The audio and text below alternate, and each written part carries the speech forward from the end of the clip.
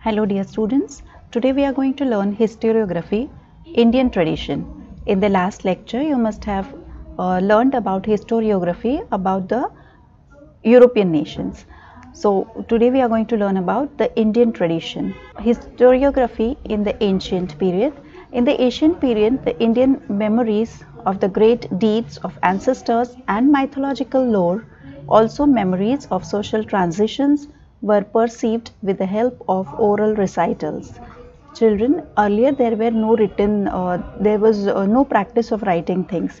So usually all the things which were happening or whatever was related to the to that era was generally recited orally in the forms of songs or in the forms of stories.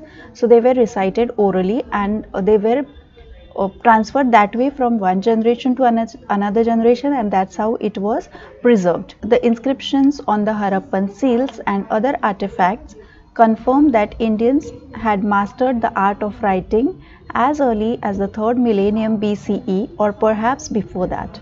However, the Harappan script is not yet successfully deciphered. The inscriptions on the Harappan seals. Now, the Harappan civilization is considered to be the most oldest known civilization. So, these Harappan seals, there were inscriptions on these seals. There were seals used to lock something, or so that no one else is able to open that or something of that sort. So on the seals there were inscriptions. Now inscriptions means writing or carved into writings carved into something. So there was something written on the seals and other artifacts as well. Other artifacts can be on pillars or on the walls of the civilization, or it can be on the coins of that type. So there were inscriptions on the other artifacts as well, and they confirm that India had mastered the art of writing as early as the 3rd millennium or before, or probably before that as well. So we can see that the art of writing has been into practice since the 3rd millennium BC or since before that. However, the Harappan script is not yet successfully deciphered. Now deciphered is decoded. So whatever was written during the Harappan time, their script or their way of writing was very different. It was not the Hindi, English or Marathi or the regional languages which we use now, or the languages which are persisting now. So these were written in some language which was used earlier. So what it was written is not understood or is not known perfectly as of now, even till date. Children, we have studied about, or rather we have discussed ancestors. Ancestors is a member of your family who lived long ago. So ancestors are basically, you can call them as Purvaj, great grandfathers and their fathers and their fathers. So these are our ancestors. And in the first paragraph we said that the period of Indian memories of the great deeds of ancestors and mythological lore. So mythological lore means knowledge or tradition passed down among members. So whatever was the history of our ancestors is passed on from our generation to the next generation. Similarly, these traditions or these cultures or these information was passed from our ancestors to their next generations, that is, those are also our ancestors. So let us move ahead. The earliest known written documents of historical nature found in India are in the form of inscriptions. They are dated to the 3rd century BCE, that is Emperor Ashok Maurya's time. His edicts are inscribed on natural rocks and stone pillars. Children, edicts means an official order or issued by a person in authority. In authority means the person who is authorized to do that, who has the authority to do that at that time. So that person issues an order is called as edict. So the earliest known written documents of historical nature were found in India are in the form of inscriptions. Inscriptions, we have seen in the earlier slide that it is written carvings on the on any hard surface like stones or pillars or walls, and they are dated to the 3rd century BCE. that was the time of Emperor Ashoka Maurya's time. So in the picture, adjacent picture, you can see Ashok Maurya emperor, and his edicts or his orders which he had issued are inscribed on natural rocks and stone pillars. So whatever orders he has issued during that time, during his reign, those can be seen on the natural rocks and stone pillars. From the 1st century CE, inscriptions began to occur on coins, metal images and sculptures, and also on copper plates. They provided important historical information. We get to know about the dates of various kings, dynasties, genealogies, territorial extent and administration of various empires and kingdoms, and also important political events, social organizations, climate, famines, etc. of the respective times. So children, from the 1st century CE, inscriptions began to occur on coins. Earlier, very hard surface like rocks and stone pillars or on the walls of the monuments, but from the 1st century they were also on the coins, metal images and sculptures, and also on copper plates. Now they provide what did the inscription reveal, or what was inscribed on them. They provided important historical information. And what type of historical information?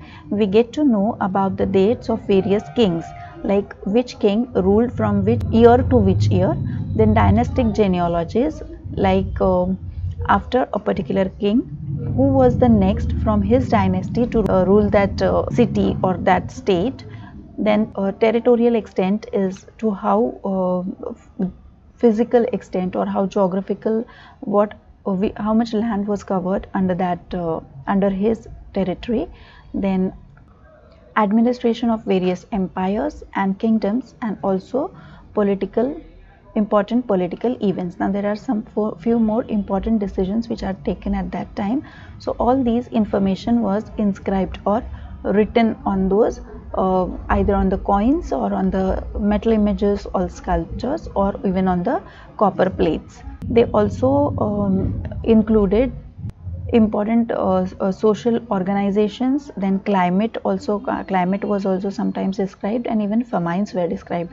Like if a particular year there were famines, then that was also inscribed on that. So we get all type of this information on the from the inscriptions which are there found in the sculptures or copper plates or something of that sort of that time.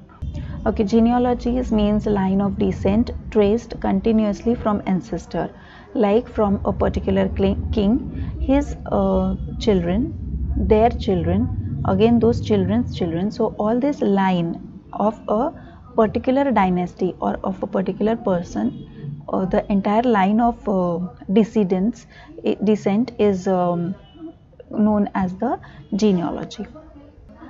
Children, this is from the Did You Know section of your textbook. This is the Sohagaura copper plate. So you can see there's a copper plate out here in the picture. The copper plate was found in Sohagaura district, Gorakhpur, Uttar Pradesh. It is supposed to be the form of Mauryan period. The inscription on it is in Brahmi script. The symbols known as tree in railing and mountain at the beginning of the inscription also occur on punch mark coins. Another symbol, which looks like a structure erected on 4 pillars, is supposed to be indicative of a granary where the grains are stored, go down sort of. The inscription records a royal order that the grains stored in the granary should be distributed carefully. It is supposed to be suggestive of precautions taken in the times of famines.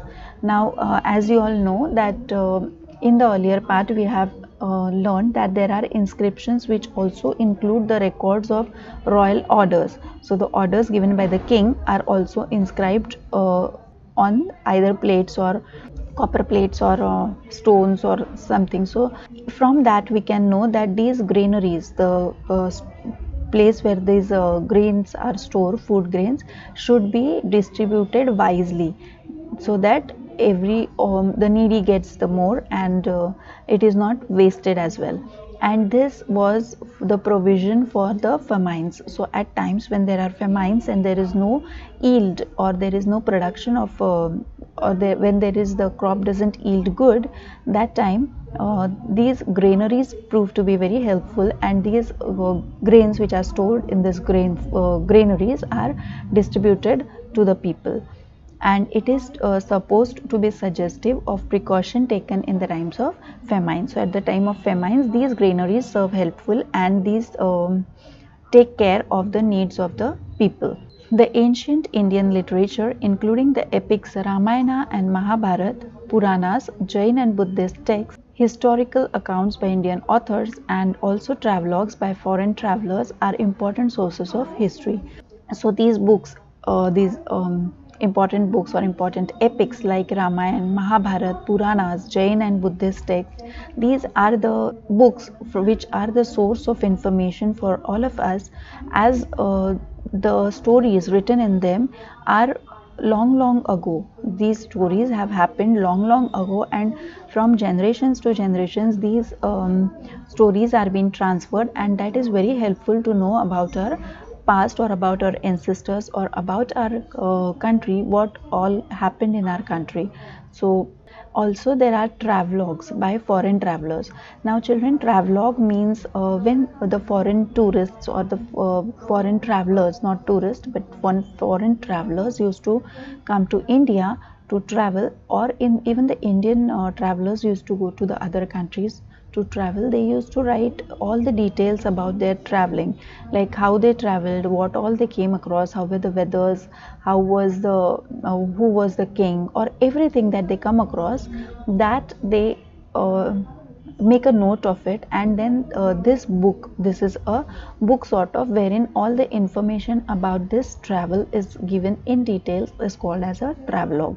So when the foreign travelers are used to travel India, what they come across, or what is their experience, when they write it down, and that is preserved, so that serves as a very important source of history for the later use.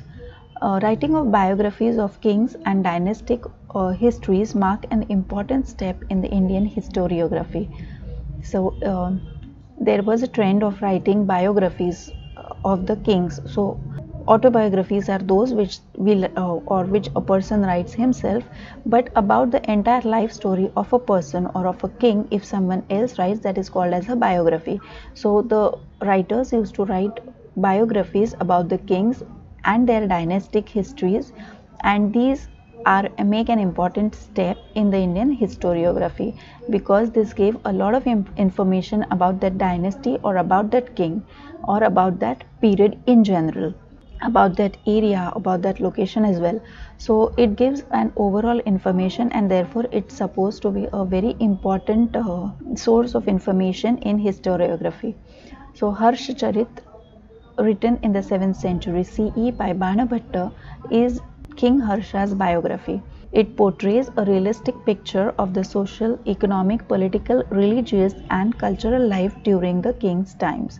So as you can see in the adjacent picture on the slide, that this is the Harshcharita, which is written by Banabhatta. This was written in the 7th century BCE, and in this book we can find all the life story of King Harsha. And what all it focuses about King Harsha is his social life, his economic life, his political and religious and cultural life during the king's time. During his reign, whatever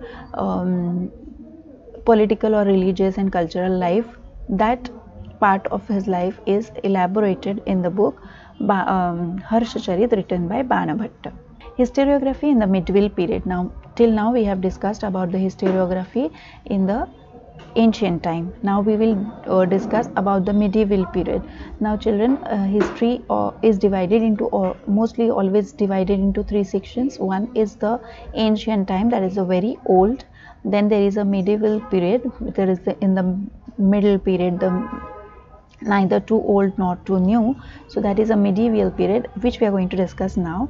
And after this we are going to discuss about historiography in the modern period, which is the quite latest one.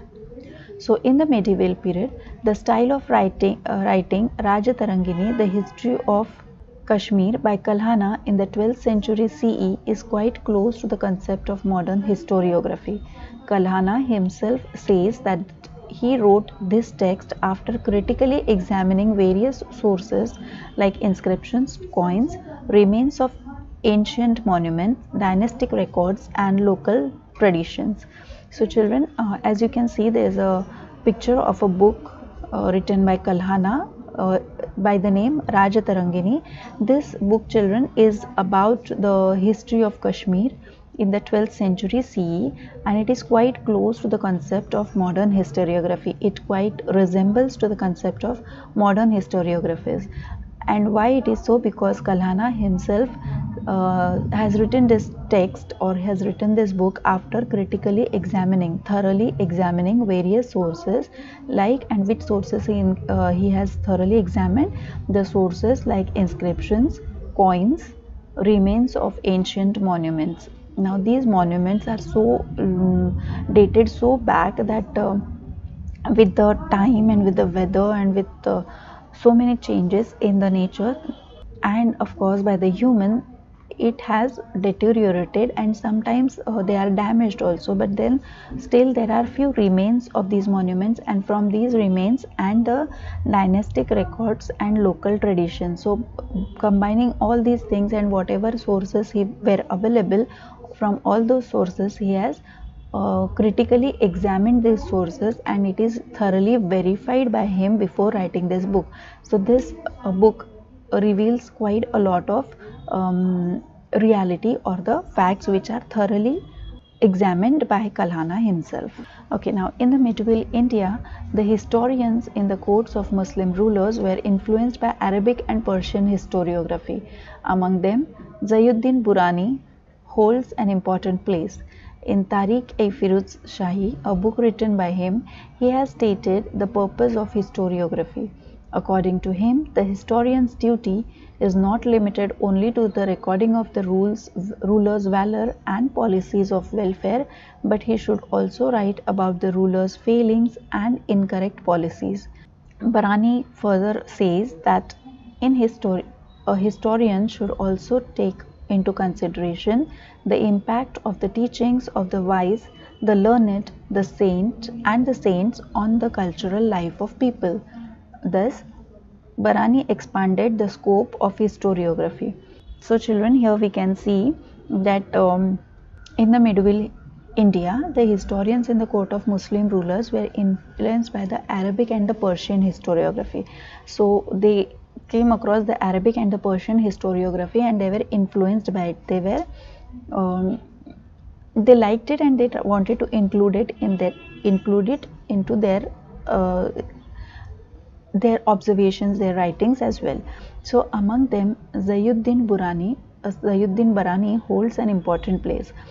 In his book Tariq-e-Firuz Shahi, it was a book written by him, and in that he has stated the purpose of historiography, like what is the importance of historiography, why it should be recorded and should be studied.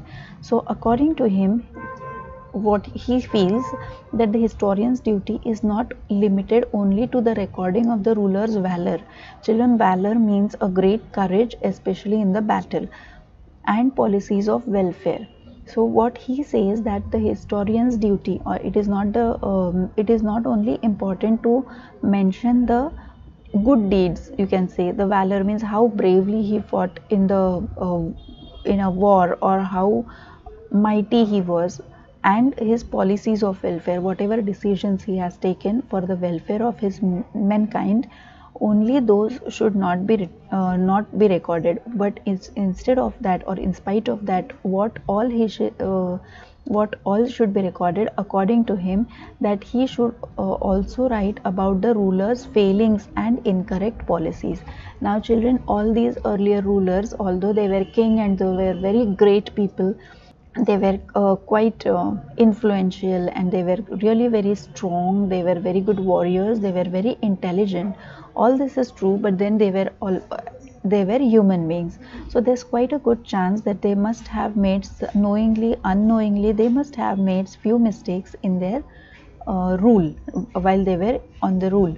So he says, according to Zainuddin Barani, he says or he feels that all these shortcomings or whatever mistakes or whatever incorrect policies were implemented by the rulers or by the kings then ruling should also be recorded or should also be noted and expressed. So Barani further says that a historian should take into consideration the impact of the teachings of the wise. So other than if there is a very wise and very mighty king, but if there are also some other wise people in his court, or the learned people and the saints on the cultural life of the people, their opinions, their observations or their thinkings should also be included. Only the kings or only the rulers should not be given the importance. If there are some other people who have some good qualities or who have some good talent or knowledge should also be mentioned. Thus Barani expanded the scope of historiography. So that is how he expanded the scope of historiography, wherein not only the good deeds but also the shortcomings of the rulers should be included, and not only about the kings and the rulers but also about the wise, the learned and the saints. Their opinions, their practices also can be included into historiography. Moving ahead, this is again a did you know. Al-Biruni wrote in Arabic about Indian knowledge and social life. In the following period, many books about India were written by foreign scholars. Among them, to name a few, are Hasan Nizami's Tazul Masr, Minhaj-e-Siraj, Tabaqat-e-Nasiri, various works by Amir Khusro, Tuzuk-e-Timuri, the biography of Timur Elang, who was also known as Amir Timur, who invaded India, Tariq-e-Mubarak Shahi by Yahya bin Ahmad Sirhindi. Their accounts provided us with historic information and the Sultanate period. Okay children, this is also a slide showing you the did you know section in your textbook. So here Al-Biruni wrote in Arabic about Indian knowledge and social life. In the following period, many books about India were written by foreign scholars. Among them, to name a few, are Hasan Nizami's Tazul Masir, Minhaj-e-Siraj, Tabaqat-e-Nasiri, various works by Amir Khusro, then Tuzuk-e-Timuri, the autobiography of Timur Lang, who was also known as Amir Timur, who invaded India, Tariq-e-Mubarak Shahi by Yahya bin Ahmad Sirhindi. Their accounts provide us with historic information of Sultanate period. Accounts of foreign travelers in India are also important. Among them are Ibn Battuta, Abdul Razak, Marco Polo, Niccolo Conti, Barbosa and Domingos Peace. Their accounts provide us with historic information of medieval period.